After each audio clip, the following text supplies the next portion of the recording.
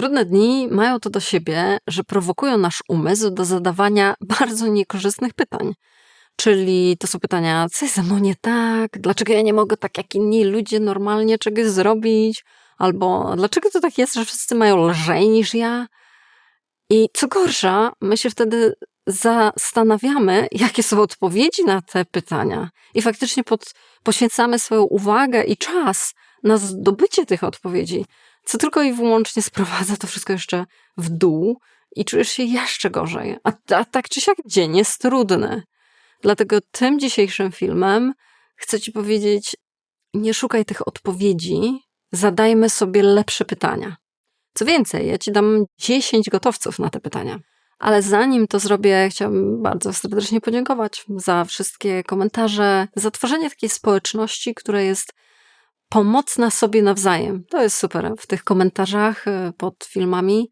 Wielkie dzięki za waszą obecność. Jeżeli jesteś osobą, która gdzieś tam coś napisała, coś czasami skromnie pokaże się, super, super, wielkie dzięki. To oczywiście pomaga też kanałowi i pomaga też wszystkim czytającym komentarze. Dlatego też tutaj jest absolutnie wygrana.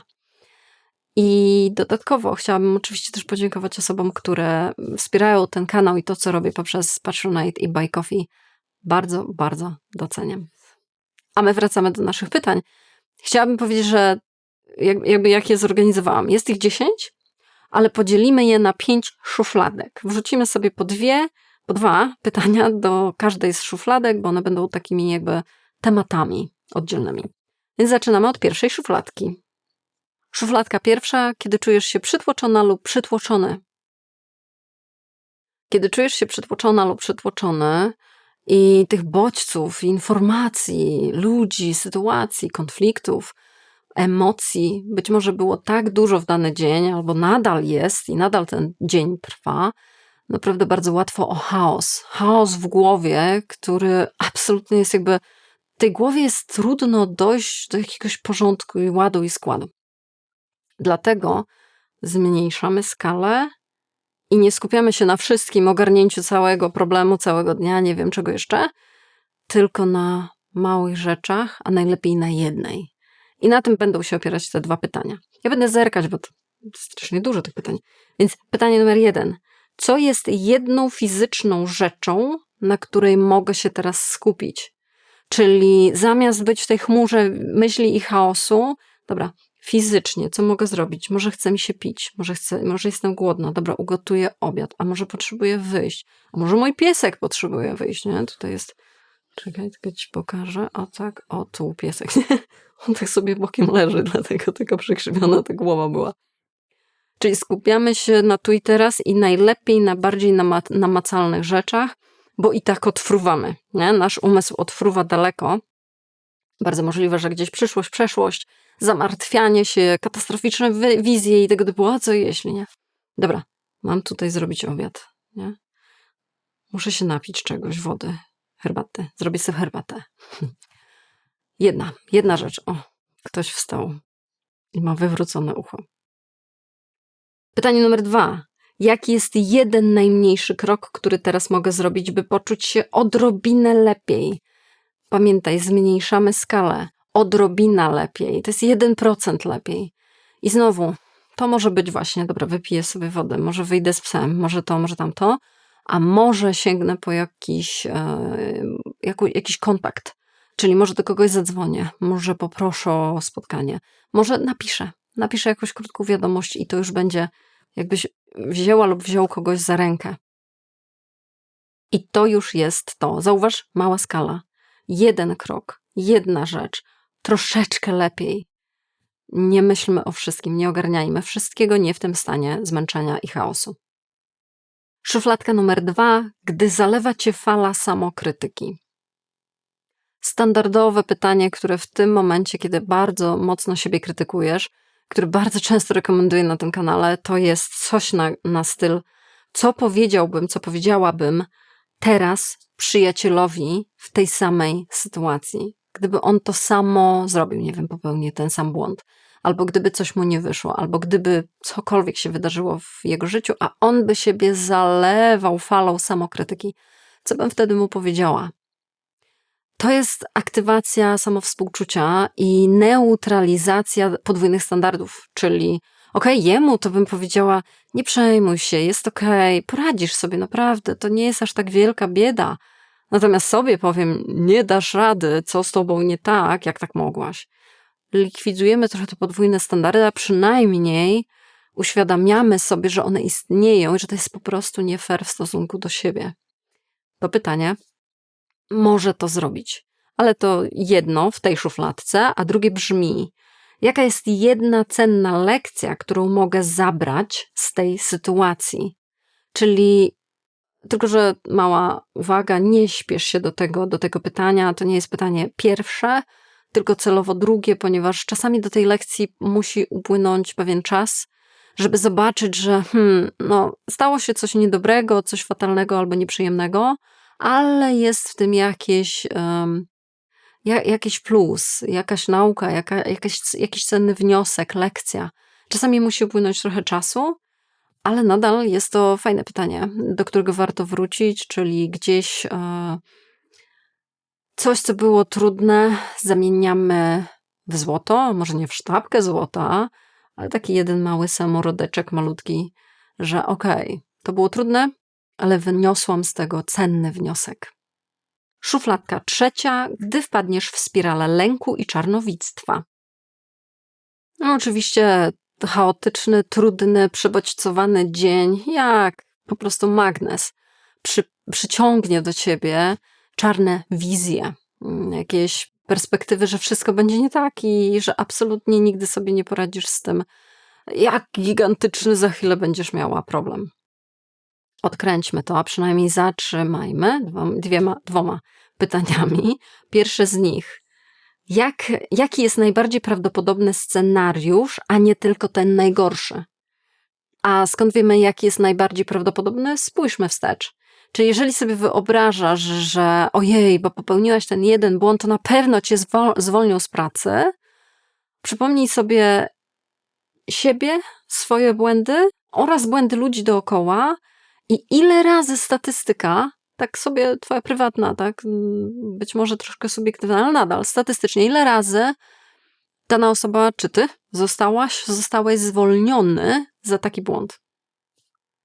Ile razy to się faktycznie tak dzieje, że jakiś jeden niedobrze krzywo postawiony krok prowadził do gigantycznych katastrof? Przypomnienie sobie tego gdzieś otrzeźwia nasz umysł.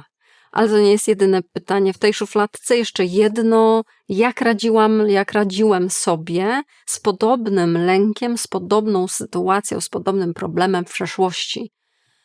Ponieważ czarnowictwo i katastroficzne wizje gdzieś zakładają, że nie dość, że stanie się coś koszmarnego, to druga rzecz jeszcze tam jest w założeniach, a ja sobie z tym na pewno nie poradzę i to będzie koniec świata. A zatem musimy sobie przypomnieć, że ile razy ta katastrofa się zdarzała. Po drugie, ja mam jakieś zasoby. Nawet jeśli stanie się coś trudnego i strasznego, to nie jest tak, że jestem bezbronnym niemowlęciem, tylko coś podobnego już ja czułam. To nie jest pierwszy raz w moim życiu, że ja czuję taki lęk. To nie jest zdecydowanie pierwszy raz w życiu, że ja czuję że mam takie czarno-białe, a raczej czarne wizje i katastroficzne myśli. Jak sobie kiedyś z tym poradziłam? Co mi pomogło? Dlatego, że już to znam. Co kiedyś okazało się bardziej korzystne? Na marginesie, daj znać w komentarzu. Każdy z nas wypracowuje w sobie tego typu narzędzia. Dzielmy się tym, bo nie ma narzędzia idealnego, jednego narzędzia do jakiegoś problemu, który sobie poradzi z każdą sytuacją. Jest za to wiele narzędzi i wiele prób i podejść do tych narzędzi. Im więcej narzędzi, tym większe szanse, że któreś z nich nam podpadną. Szufladka czwarta. Gdy czujesz się samotna lub samotny i tak jakby nikt ciebie nie rozumiał. Poczucie samotności i tego, że chyba mnie nikt w ogóle nie rozumie, bardzo potęguje to przeświadczenie i działanie w izolacji. Czyli, że ja jestem jedna tutaj, a tam gdzieś daleko jest cały świat. I to oczywiście, że nie pomaga. To tylko i wyłącznie gdzieś prowokuje wręcz lawinę właśnie i czarnych wizji, i samokrytyki, i chaosu i tak dalej. Nie idźmy w tą stronę. Dlatego zadajmy sobie pytanie, do kogo jednego bezpiecznego mogę teraz napisać lub zadzwonić? Chodzi o poszukiwanie jednej osoby. I pamiętaj, zawsze zmniejszamy skalę, nie? Nie to, że ojej, to gdzie jest moje grono przyjaciół, moja cała ferajna, tylko gdzie jest ta jedna osoba, która akurat w tej kwestii mnie zrozumie, a przynajmniej zechce mnie wysłuchać, po prostu ze mną pobyć. I to jest jedna rzecz. Poza tym, to jest jakby ukojenie społeczne, ukojenie w kontakcie z drugą osobą, ale ukojenie gdzieś szukamy też w sobie i to pytanie do tego służy. Jakiej formy troski, czyli ciepła, ciszy, ruchu, moje ciało teraz najbardziej potrzebuje? Bo to się może różnić od osoby do osoby, ale to też może się różnić od sytuacji do sytuacji, nie? Na jedną sytuację to ukojenie, którego bardzo chce i potrzebuje twoje ciało, będzie to ruch. W innej sytuacji bezruch. Czyli na przykład właśnie, dobra, potrzebuję się zawinąć w kokon, w kocu i posiedzieć sobie i wyciszyć się. W innym przypadku wręcz przeciwnie. Dlatego pytamy siebie na bieżąco. Nie przyklejajmy się do jednej z form pomocy, ponieważ ona działa, tylko reagujmy trochę jak na bieżąco i szyjmy to trochę jak u krawca ubranie. Aha, teraz, dzisiaj, w tej konkretnej sytuacji bardziej pasuje mi ta inna forma ukojenia. Tak czy siak pamiętaj, poszukujemy jej. Nie jesteśmy bierni, nie stoimy bezczynnie. I szufladka 5. Gdy czujesz się zła lub zły i sfrustrowany. Przy uczuciu złości oczywiście, że musimy sobie zadać pytanie. I to bardzo kluczowe pytanie, które chce wsłuchać się w tą emocję złości. A złość co przynosi? Informację, że gdzieś jakieś granice zostały przekroczone. Stąd pytanie, jaka moja ważna granica lub potrzeba właśnie została naruszona? To jest super kluczowe pytanie w tych momentach, kiedy czujesz złość. Więc po pierwsze zaczynamy rozumieć tą złość, witać ją w ogóle z otwartymi ramionami, bo ona przynosi super istotne informacje, a druga strona wygląda tak, że zaczynamy się nią opiekować, a nie przepędzać, nie? I do tego służy to pytanie. Jaki jest jeden zdrowy sposób, w jaki mogę teraz wyrazić tę energię? Bo oczywiście emocja jest energią. To nie oznacza, skoro ja jestem zła na kogoś, to pójdę tą osobę pobić albo zrobić jej awanturę. To nie jest to wyrażenie złości. Ale może muszę pójść i się wybiegać, albo pójdę popływać, albo wezmę dziennik i napiszę do niej list i tam wszystko wygarnę. List, który nie będzie wysłany do niej, do tej osoby.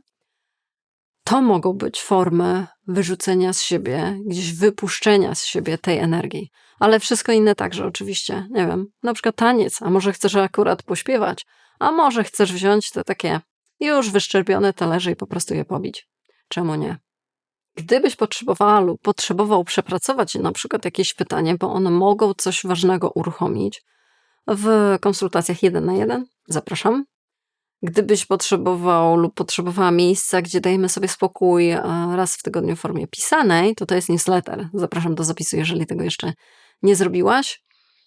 Natomiast te wszystkie pytania stoją na jednej tezie i ona jest super kluczowa, że jakość naszego życia nie zależy od ilości trudnych dni, które nas spotkają, bo to nie jest w naszej gestii. To nie podlega naszej takiej dobrowolnej kontroli, że okej, dobra, to ja postanawiam, że trudności mnie nie będą spotykać.